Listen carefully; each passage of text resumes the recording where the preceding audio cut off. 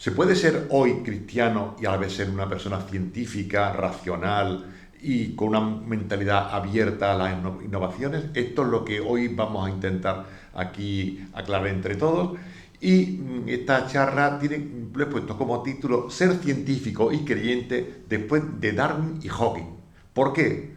Porque Charles Darwin en el siglo XIX y Stephen Hawking en el siglo XX son hombres científicos que se han cuestionado si se puede ser científico y a la vez ser un creyente. Sepan que Charles Darwin es un hombre que nace en el año 1809 y que fallece en 1882 y es muy conocido por El origen de las especies por la selección natural. Un gran libro en donde pone en tela de juicio el que el conocimiento científico pueda ser compatible con el conocimiento religioso.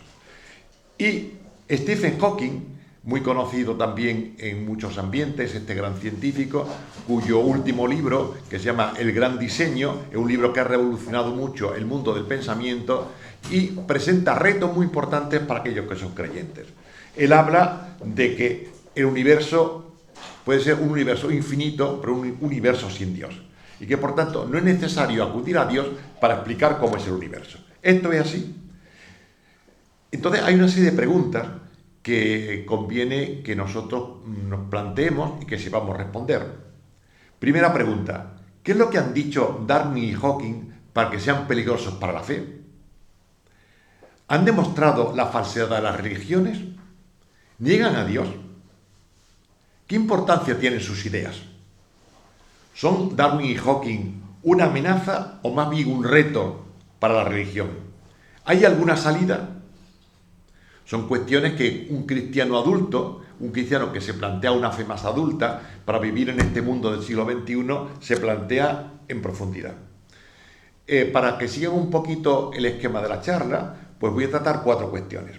La primera cuestión, que es que si miramos hacia atrás en la historia, ha habido muchos científicos que son creyentes, es decir, muchos científicos que han sabido compatibilizar sus creencias con la ciencia.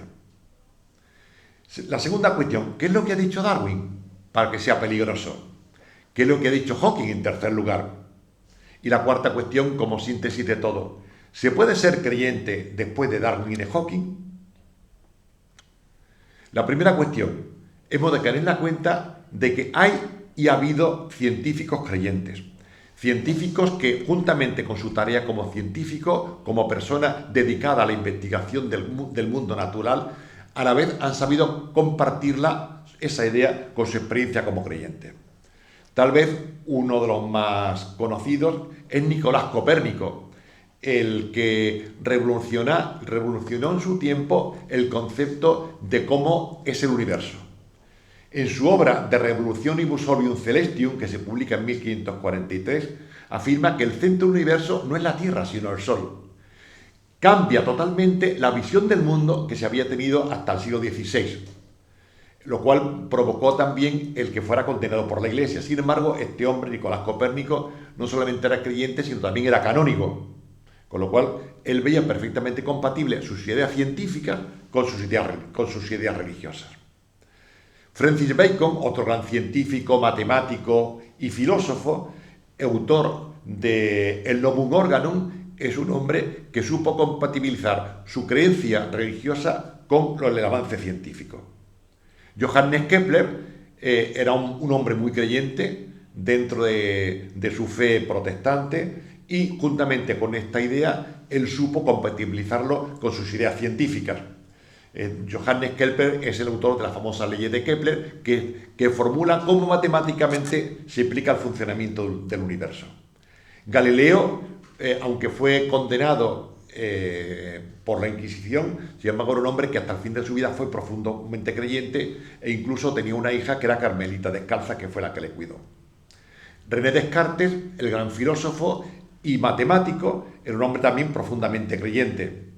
Y era creyente Blaise Pascal, el físico y pensador francés.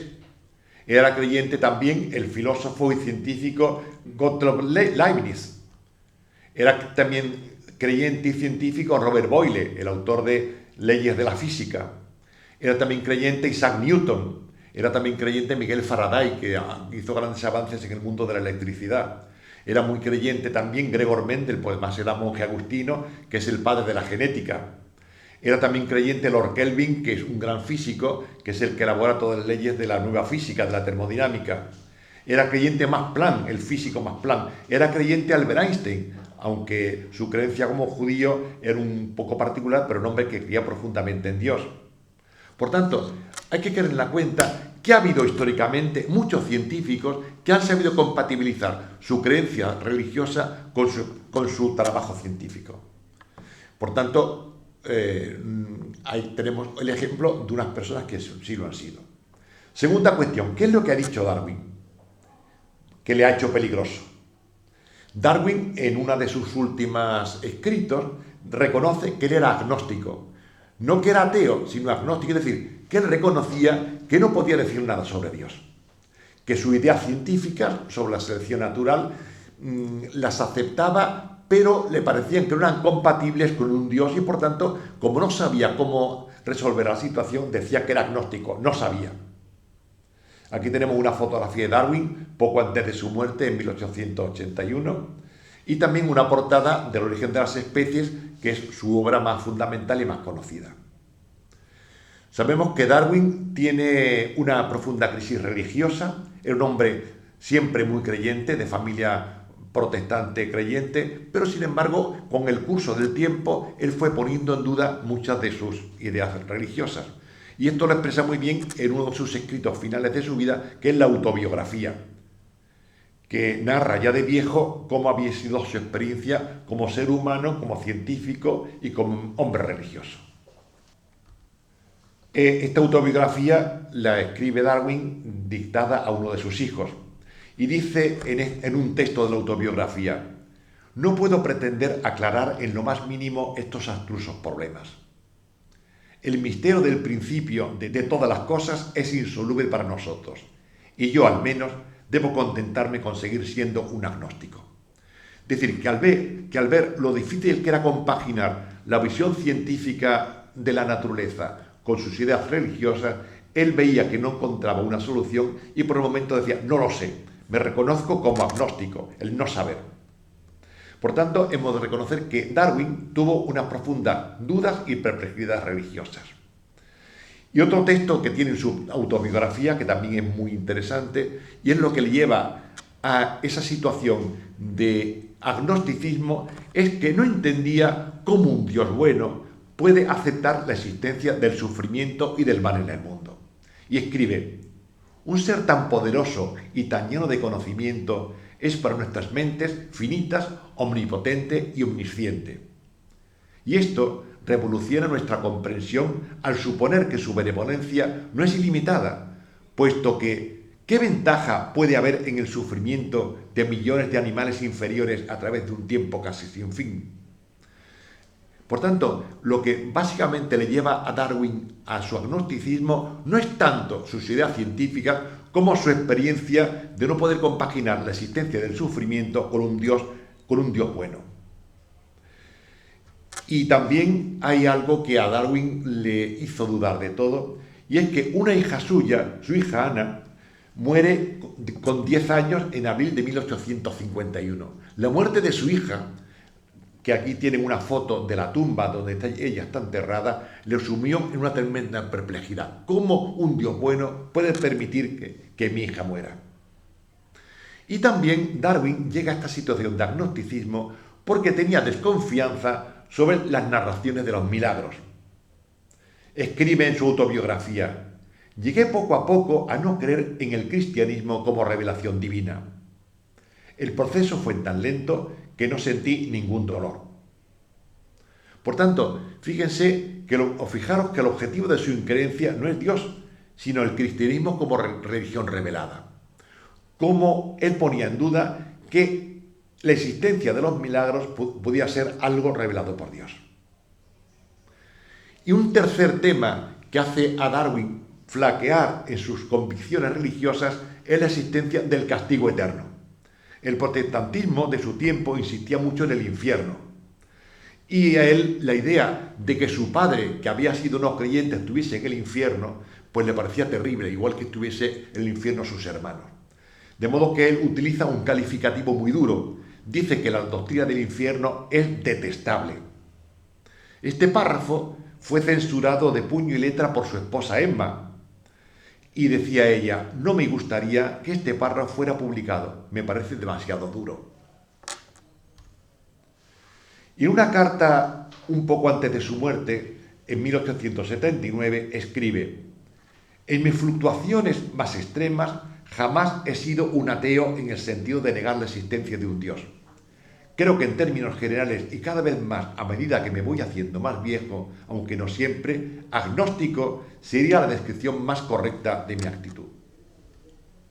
Por tanto, Darwin duda de un Dios benevolente, primero porque no acepta la existencia del dolor, porque en segundo lugar le dolió muchísimo la muerte de su hija, y en tercer lugar no aceptaba la existencia del infierno y que su padre estuviese en el infierno, y en cuarto lugar no aceptaba el que existiesen los milagros. Esto es lo que le llevó a dudar de sus creencias más que las ideas científicas. Pues vamos a pasar al tercer punto. ¿Qué es lo que ha dicho Stephen Hawking para que sea considerado como peligroso?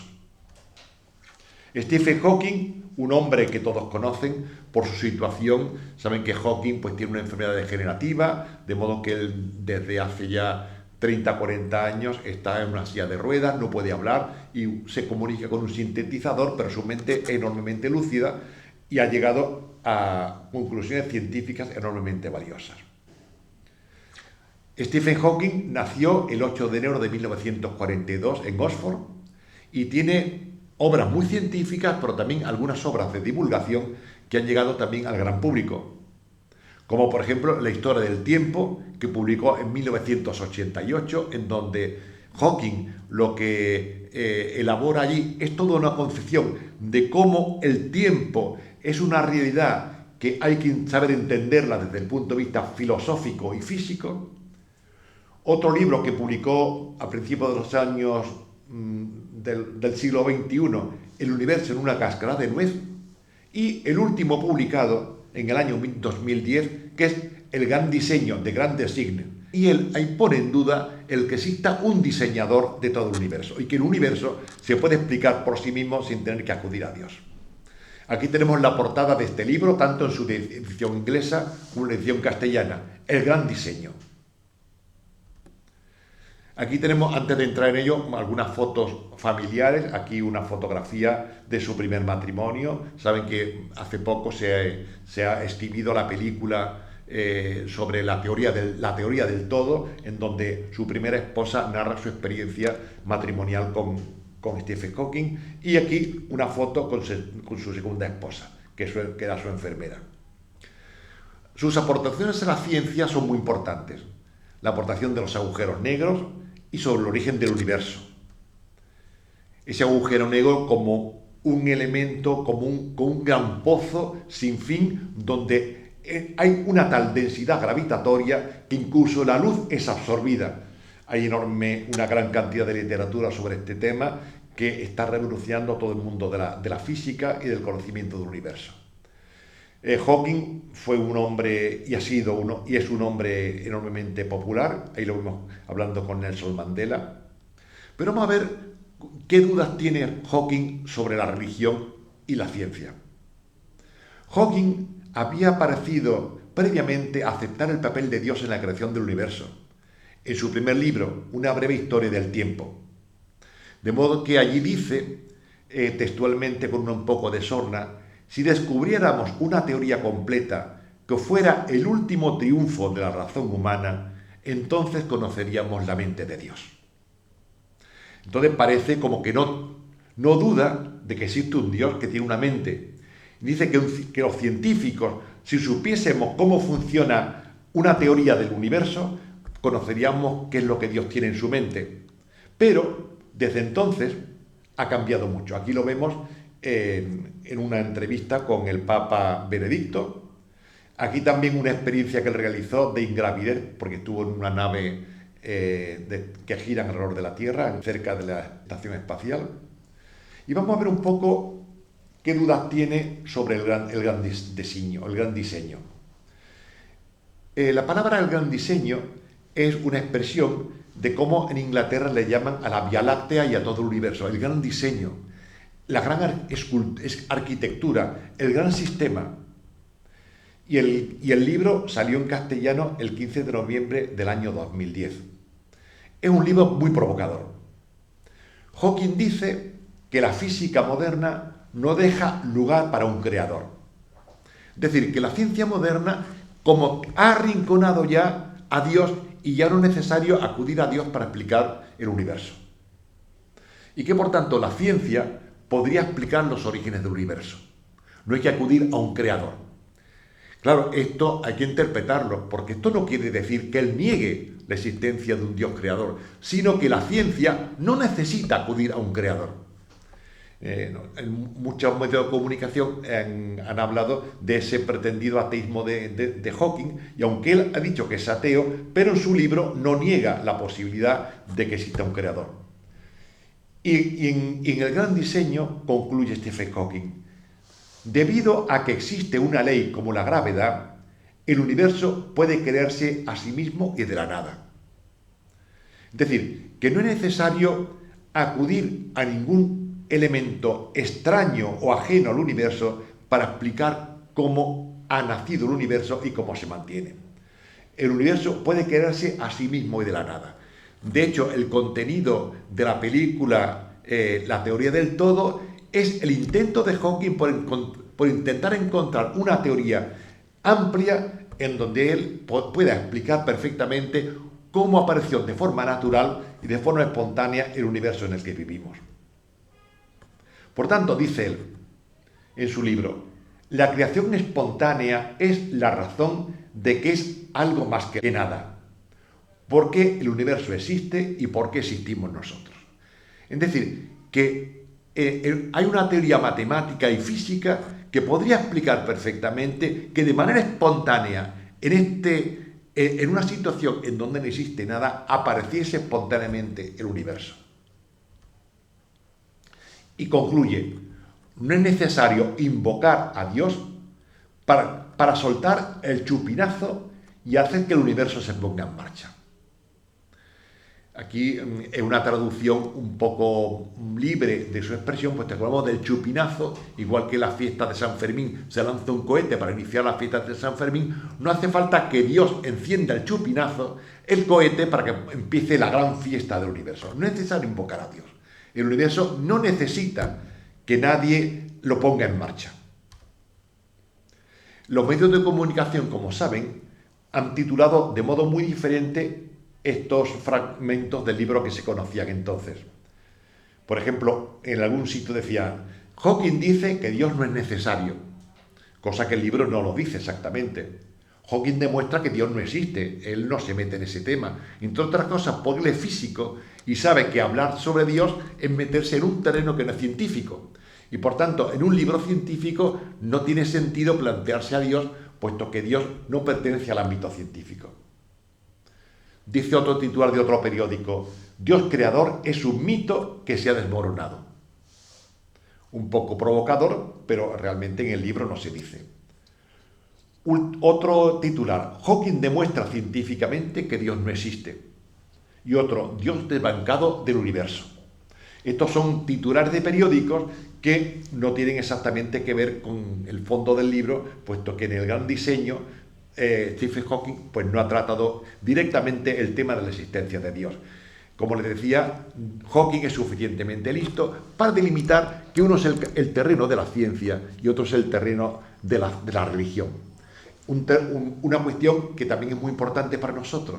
Tenemos que delimitar siempre que la ciencia tiene su frontera de conocimiento y la religión tiene también su ámbito de conocimiento, que ambos muchas veces en parte pueden engancharse uno con otro, pueden incluso oponerse, pero no quiere decir que uno se solape con el otro. Cada uno tiene su propia autonomía. Ciencia y religión tienen su propia autonomía. Y otro titular, el diario El País, el 6 de septiembre del 2010, decía, Dios no creó el universo, asegura Stephen Hawking. El científico británico explica en un libro que el Big Bang es una consecuencia inevitable de las leyes de la física. Este titular del País alude a que Stephen Hawking estuvo en España y estuvo presentando su libro. Y luego, charlando con los periodistas, o sea, no charlando amistosamente y, por tanto, no en el terreno de la exposición científica, él afirma personalmente que él, en su opinión, Dios no creó el universo. Y que, por tanto, explica que el Big Bang es una consecuencia inevitable de una serie de leyes de la física. Y que, por tanto, Dios para él no es necesario. Y dice, dado que existe una ley como la de la gravedad, el universo pudo crearse a sí mismo y de hecho lo hizo de la nada. La creación espontánea es la razón de que exista algo, de que exista el universo, de que nosotros existamos. Por tanto, añade, no es necesario invocar a Dios para que haya cosmos. Fíjese que usa la palabra invocar. Invocar es que no tenemos que acudir a ese elemento Dios para explicar cómo funciona el orden del mundo.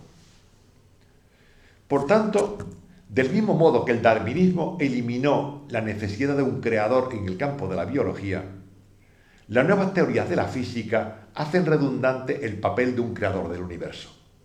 Y esto lo tomamos de unas declaraciones o de un artículo en el diario El Mundo, que dice, desde que Stephen Hawking dijera que la gran explosión inicial del universo fue consecuencia inevitable de las leyes de la física y que el cosmos se creó de la nada, sin intervención de la mano divina, curas, obispos y hasta el Papa le cayeron encima. Un titular muy provocador del diario El Mundo, pero que no es exacto. Es decir, que sobre Hawking no ha caído ningún peso de condena, pues, entre otras cosas porque la Iglesia respeta la autonomía del conocimiento científico y también respeta la autonomía del pensamiento de Hawking.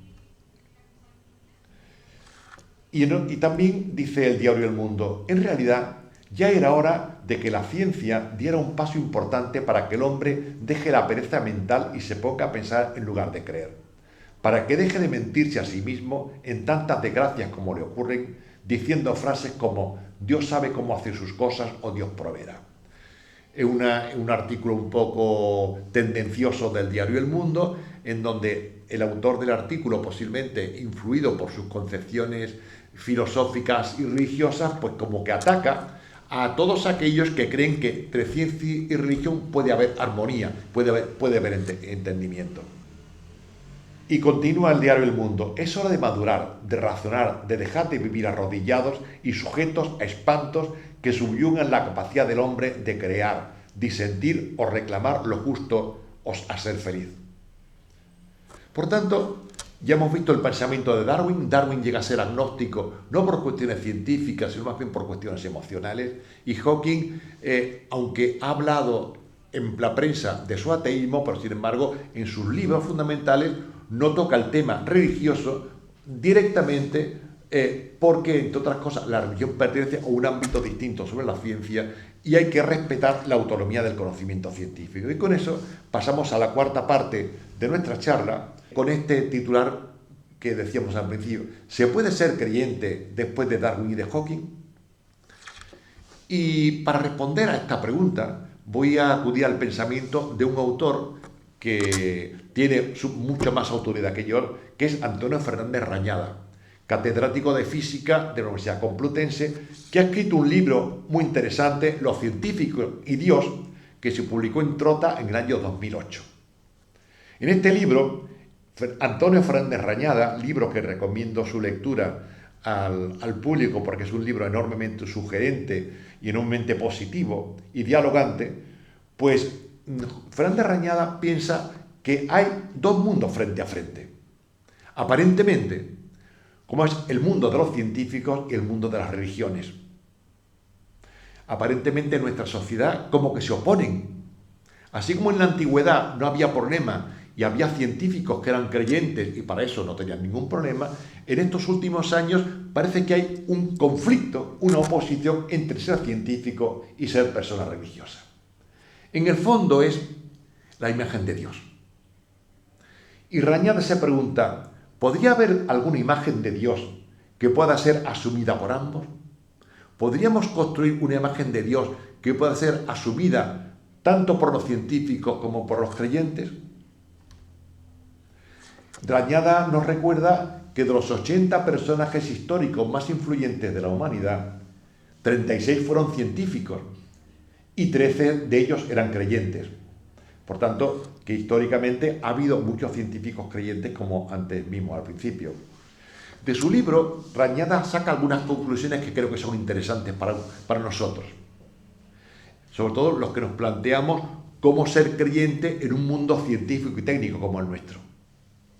La primera conclusión es que en nuestra sociedad, por los medios de comunicación, y hemos visto por eso artículos en el diario El Mundo y en El País, a propósito de Hawking, se puede concluir que los medios de comunicación resaltan que la relación entre científicos y Dios se ha entendido de modo simplista y excluyente.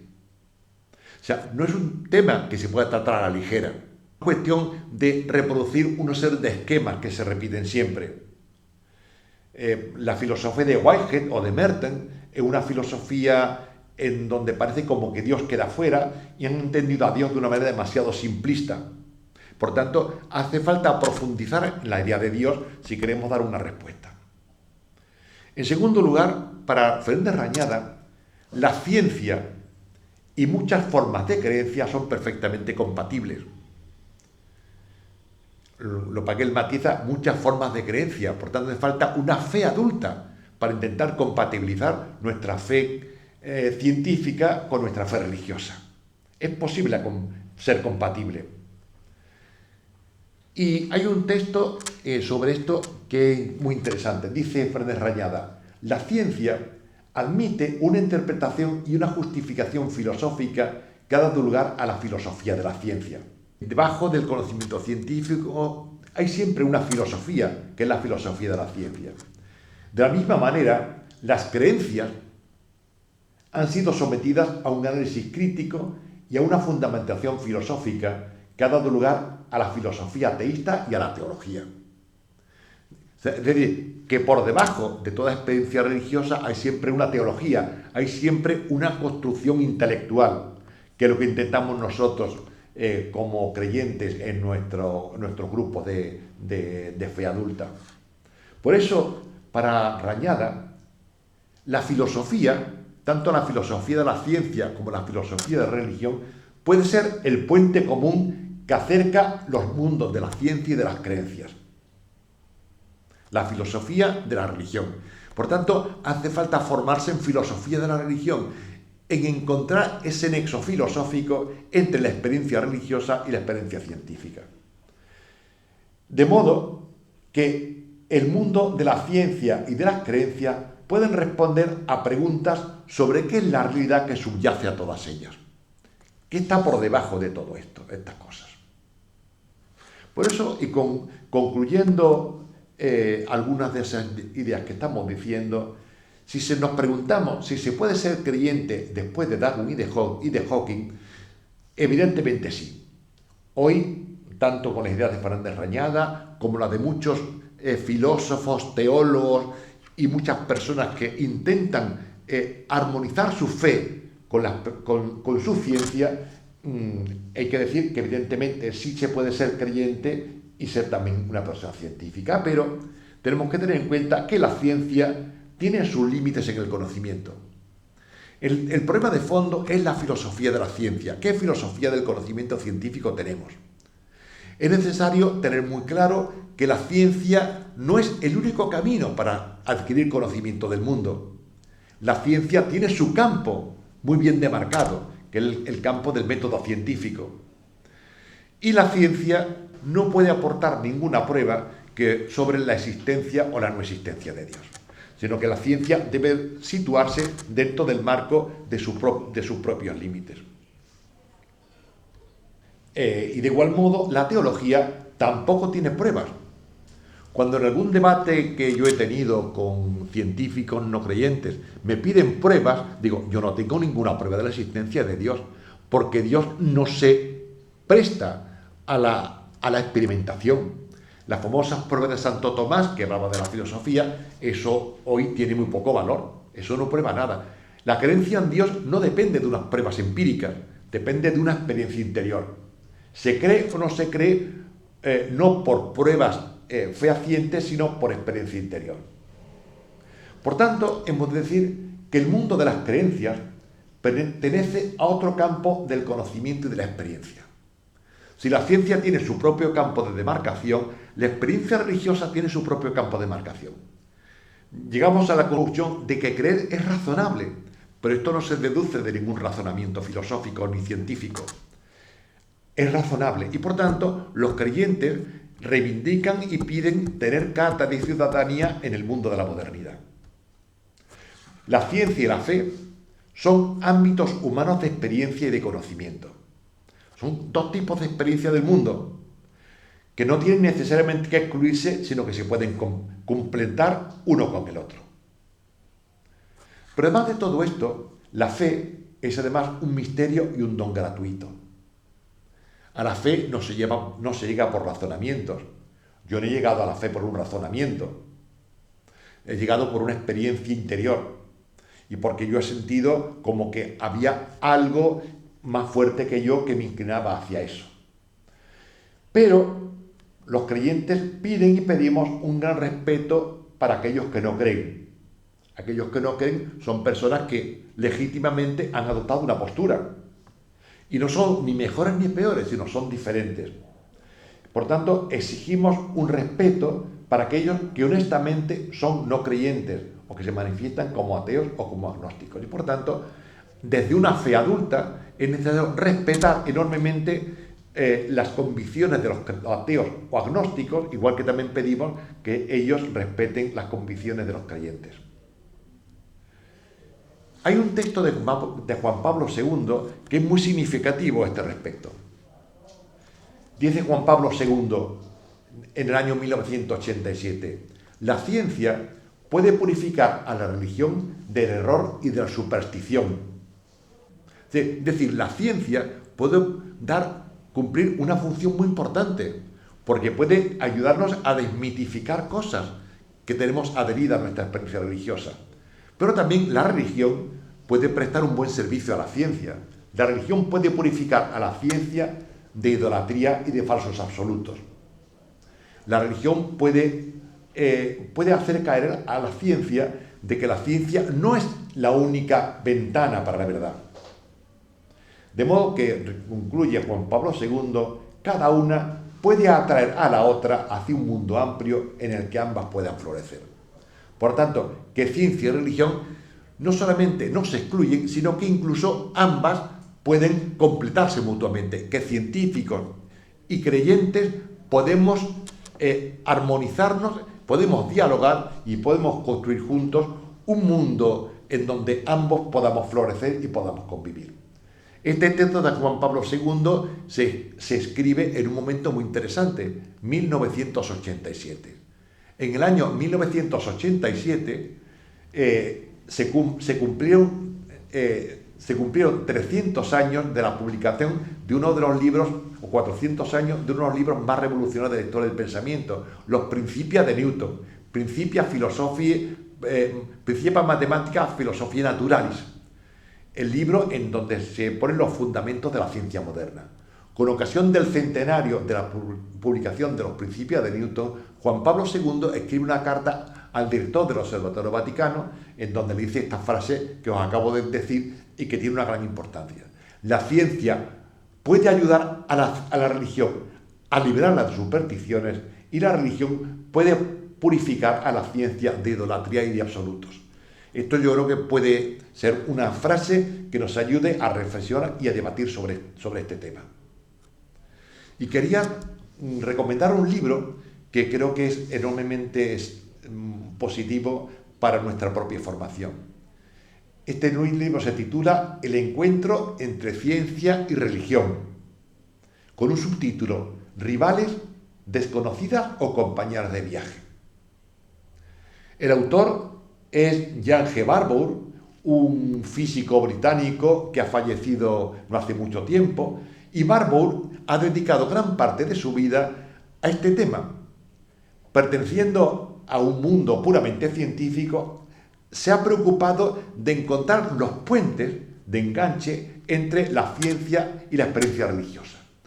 Y él es muy claro dice que si durante mucho tiempo hubo un encontronazo, una oposición, un conflicto aparentemente irresoluble entre ciencia y religión, hoy estamos en el camino de encontrar una solución y una respuesta al diálogo.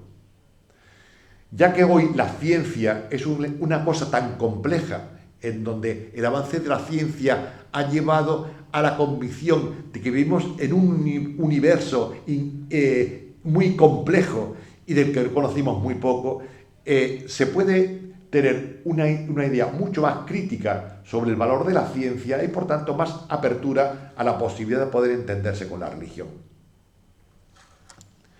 En esta pequeña listado bibliográfico también os recomiendo la lectura de este libro, que es muy interesante, que se titula Teología de la creación de un mundo en evolución. Teología de la creación de un mundo en evolución. Su autor es Carl Smith Moorman, que es un biólogo ya fallecido y que era experto en Teilhard de Chardin.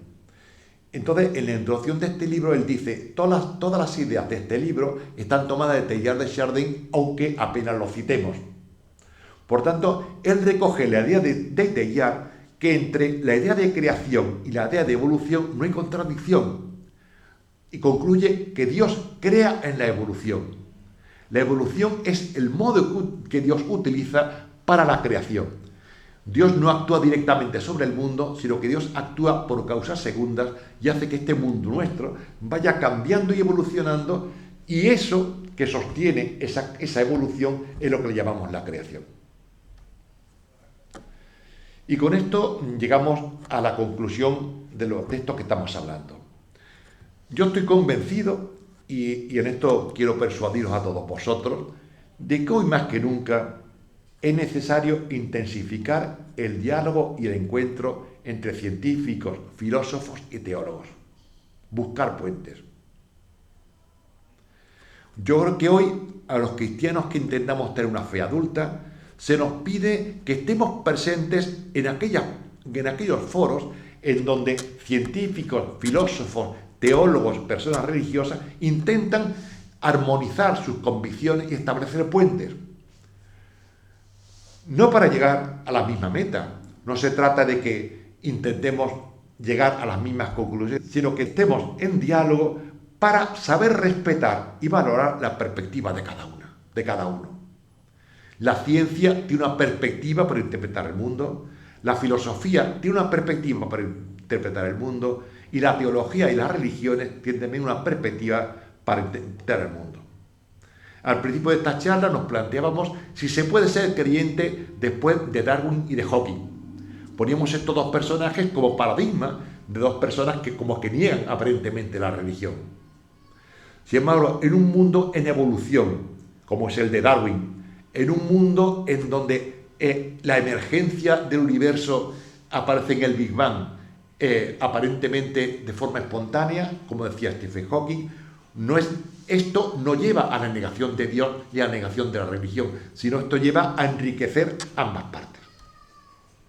Y con lo cual, desde mi punto de vista, creo que tenemos ya una idea muy general para poder comenzar un debate entre nosotros y poder ir profundizando en la necesidad de madurar como ser humano, de ir madurando nuestra fe, de modo que nuestra fe sea una fe adulta, no una fe del carbonero que se lo cree todo, sino una fe que, teniendo en cuenta los grandes avances de la ciencia, los grandes avances de la filosofía, intentemos establecer puentes de conocimiento y puentes de comprensión entre la filosofía, la religión y la ciencia.